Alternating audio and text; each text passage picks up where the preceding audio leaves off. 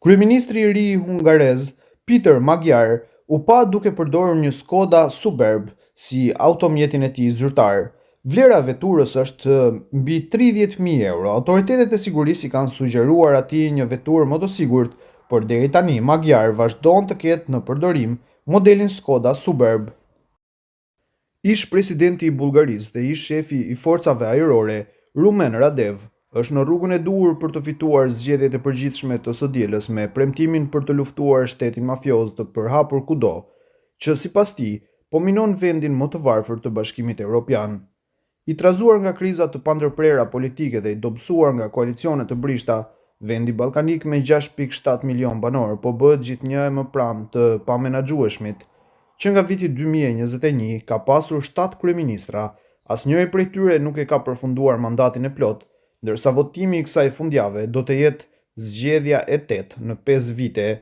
Megjithatë, mbetet shumë e paqartë nëse ish piloti i avionëve luftarak MiG-29 Radev, skeptik ndaj mbështetjes për Ukrainën dhe ndaj hyrjes së Bullgarisë në euro këtë vit, do të arrijë ta zhbllokojë këtë situatë. Sipas sondazhit të Politico, lëvizja e tij e sapo krijuar, Bullgaria Progresive pritet të marrë vetëm 31% të votave, çka do të thotë se ai do të përballet me të njëjtin vështirësi si paraardhësi i tij i pafat për të krijuar një koalicion të qëndrueshëm të qeverisë. Agjenda e tij politike është gjithashtu e paqartë dhe Brukseli ka arsye të jetë i kujdesshëm. Radev ka mbajtur prej kohësh qëndrime të afërta me Kremlinin për Ukrainën dhe ka lënë të kuptohet se dëshiron të importojë naftën ruse. Edhe pse premton goditje ndaj korrupsionit të nivelit të lartë, kritikët theksojnë se Bullgaria Progresive po tërheq mbështetje nga partia me histori të errët nacionalizmi dhe korrupsioni. Siç pyeti më herët këtë vit lideri centrist i opozitës Asen Vasiljev nga partia Ne vazhdojmë ndryshimin, ai kërkon një Bullgari të fortë në një Europë të fortë, apo një Bullgari që ndjek modelin Orban, duke vepruar si kal troje brenda BE-s dhe duke bllokuar integrimin. Nga president në kryeministër, Radev ka ndërtuar markën e tij politike mbi aftësinë e tij si pilot guximtar. Para se të kandidonte për president në vitin 2016, Departamenti i Marrëdhënieve me Publikun të Forcave Ajrore promovoi gjërësisht manovrat e tij akrobatike në një shfaqje ajrore të profilit të lartë. Po ashtu, në zgjedhjet e këtij viti, një video fushate e tregonte në kabinën e MiG-29 duke komentuar një ngritje vertikale.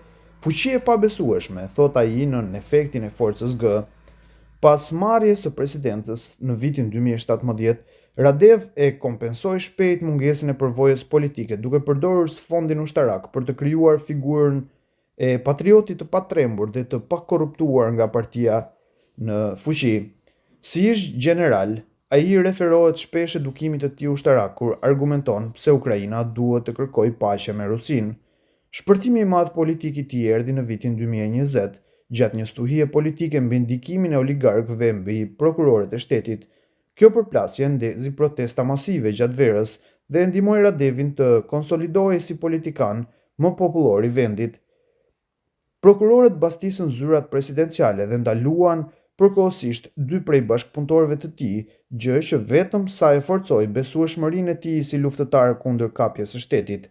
Ndërsa zemërimi publik rritet, ai doli në mbështetje në verë për të përshëndetur turmën, ngriti grushtin lart, denoncoi korrupsionin dhe bëri thirrje që banditët të largoheshin nga pushteti ekzekutiv. Kjo betejë kundër korrupsionit është në qendër të fushatës së tij këtë vit dhe premtimi kryesor elektoral i Radevit ka qenë rrëzimi i oligarkisë. Oligarkia është rrënjosull thellë në jetën sociale dhe ekonomike të vendit. Është një skem piramidale që kullon sistematikisht shoqërinë, ndërsa siguron pandëshkueshmëri përmes kontrollit të institucioneve partijake, zgjedhjeve po ashtu.